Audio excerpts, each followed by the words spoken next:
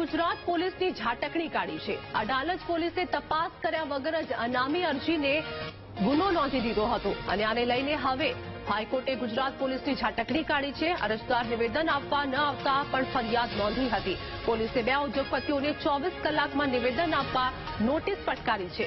ઉદ્યોગપતિઓ વિદેશમાં હોવાથી નોટિસથી અજાણ હતા।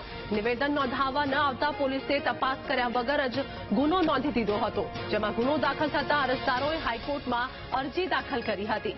અરજીના પગલે હાઈકોર્ટે પોલીસને યાદ આપવા નિયમો ઘડ્યા હતા, તે નિયમો પણ યાદ અપાવ્યા હતા। સામાન્ય નાગરિકોમાં ભય ઉભો થાય તેવા કાર્યો ન કરવાનો પણ સલાહ આપવામાં આવી હતી। તો હાઈકોર્ટે ગુજરાત પોલીસની ઝાટકણી કાઢી છે, જેમાં અડાલજ પોલીસે તપાસ કર્યા વગર જ અનામી અરજીને ગુનો નોંધી દીધો હતો। અરજદાર નિવેદન આપવા ન આવતા આ ગુનો નોંધવામાં આવ્યો હતો।